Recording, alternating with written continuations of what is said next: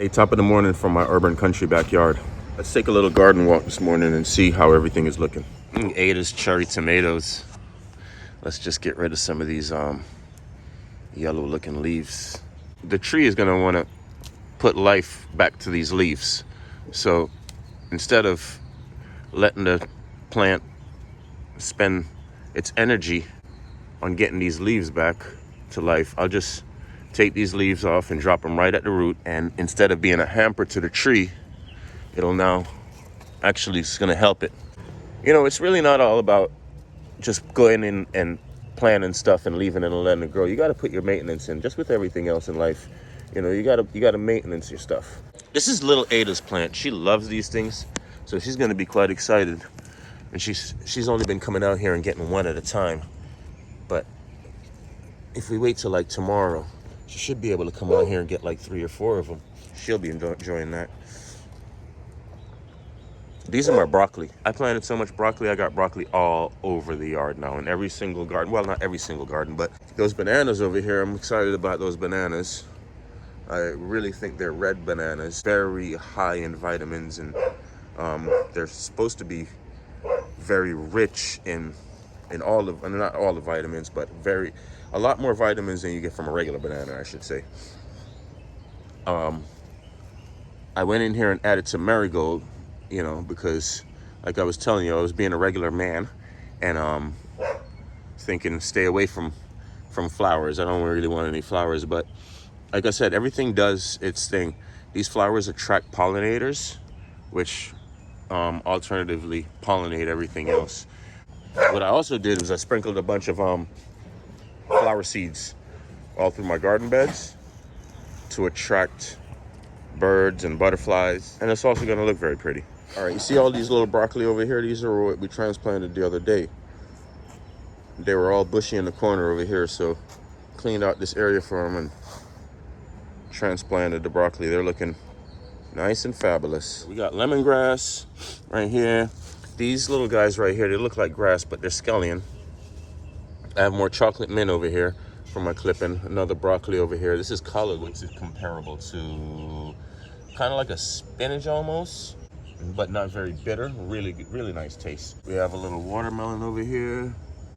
Got some thyme right here. I got some cabbage, not cabbage. This is green leaf lettuce. I got some kale going on down here. We got sage.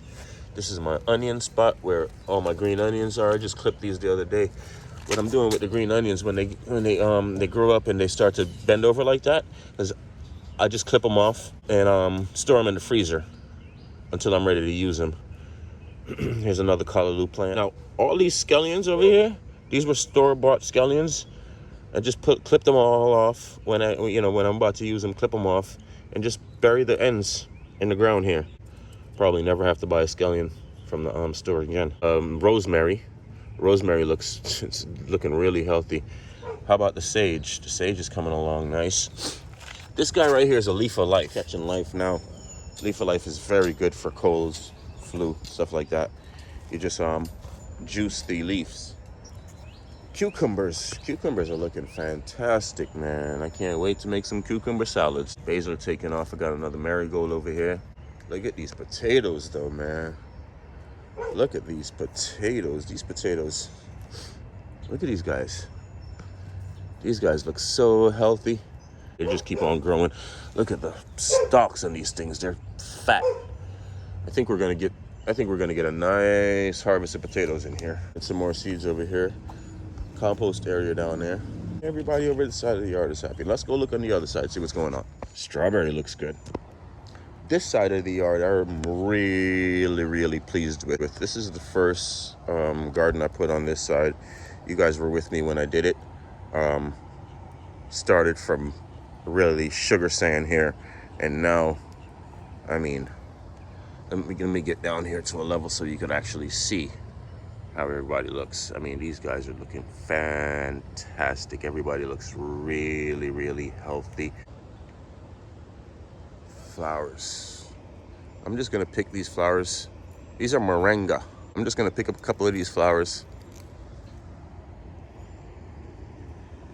rinse them off, and pop them in my mouth. Now here's the second garden bed I put in. Now if you notice with these garden beds, basically what you want to do is you want to have in between your garden beds, you want to be able to reach everywhere on your garden bed. So if you're about to make a garden bed at home, just make sure that you're going to be able to reach all your harvest. So what I mean is, for instance, on this side, everything comes up from here. I can reach and I can get half of my garden. I can harvest half of my garden from this side. And then I can walk through the middle here and I can harvest everything on the other side. Same thing with this bed. Harvest everything on this side without stepping into the garden. And again, harvest everything from this side without stepping into the garden.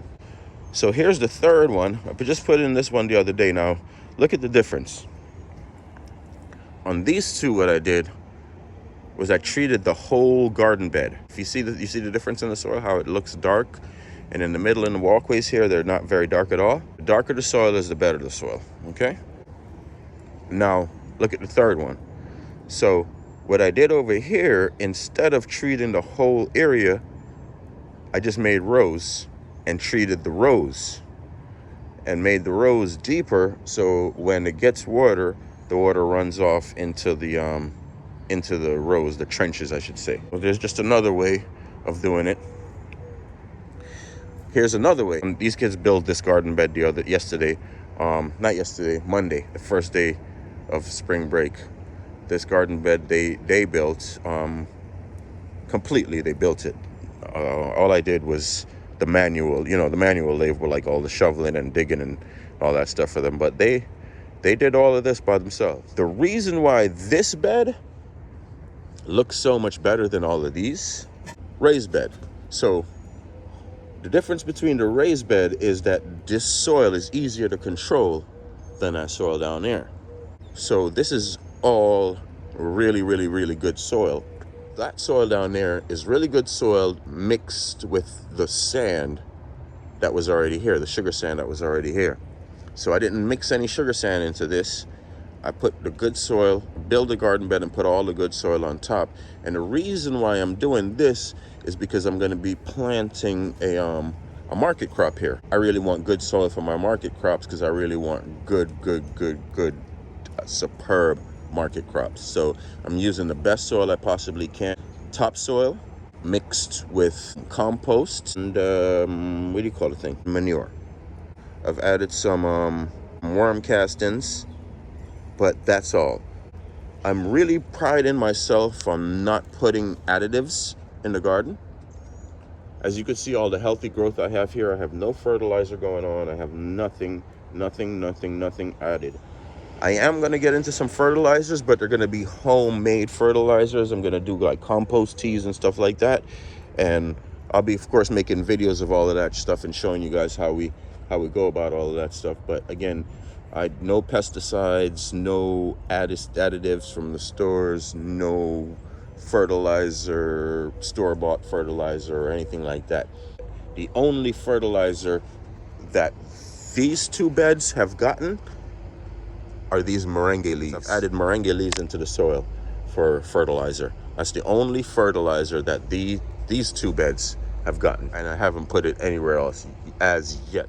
I'll be making compost tea from moringa, and I'll show you guys how we do that. I'll be also making pesticides from cayenne peppers. I'll show you how we do that also. And for the snails and stuff, we got a little trick that I want to try with some thorns. You got earmuff. What you got in your mouth? Is that a cherry tomato you got in your mouth?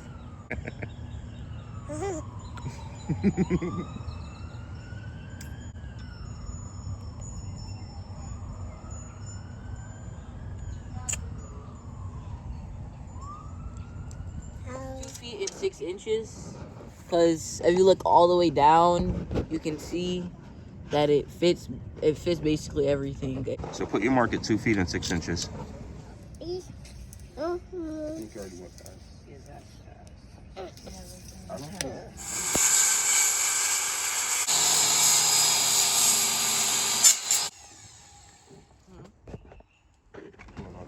So we need 24 feet? Yeah. All right, do we have a 24-foot piece of wood? No. So what are we gonna do? Cut. Buy 2 pieces of wood. You could either get 4 6-foot woods or 6 4-foot woods. Ada. This girl and her cherry tomatoes, boy. She's picking off all the green tomatoes. What kind of wood are you measuring? 2x1. Oh, okay. Where are you coming from? So when you're in school and you're in a class, you got to use the bathroom. You just get up and walk out of the class. You don't say nothing to the teacher. You just get up and walk out of the class and go to the bathroom and come back when you feel like it. Something like that. Pardon me? Not something like that. You get up and walk out of your class when you need to go to the bathroom. You get up and walk out of the class. Pardon me? So why do you feel like you should do that now? Speak up, Shiloh. I shouldn't. But I shouldn't have. you could have said, excuse me, I got to use the bathroom. I'll be right back. Yes. I'm going to need my respect. Down here. Another one down here.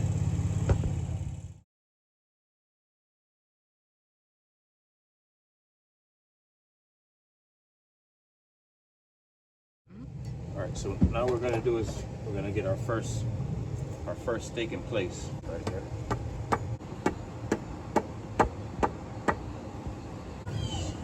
We're gonna stagger it, so we're just gonna go to the other one. We'll just put a couple of screws here. Screw them all the way down.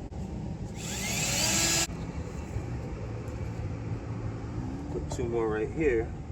Right before our second piece of wood on the bottom is still loose. We're just gonna put our first one. We're gonna screw our first 2 all the way together.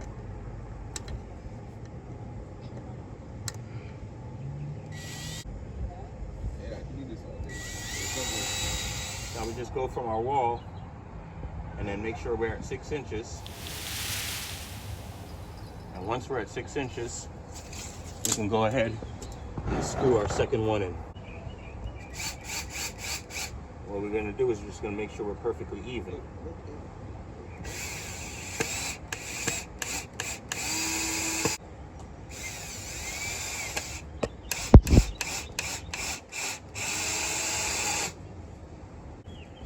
And then we repeat the process.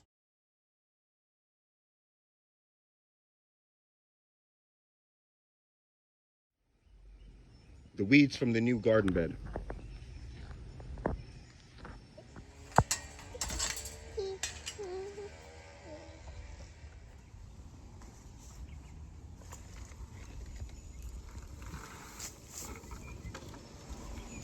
From the earth to the earth, back to the compost bed. Kids did a great job.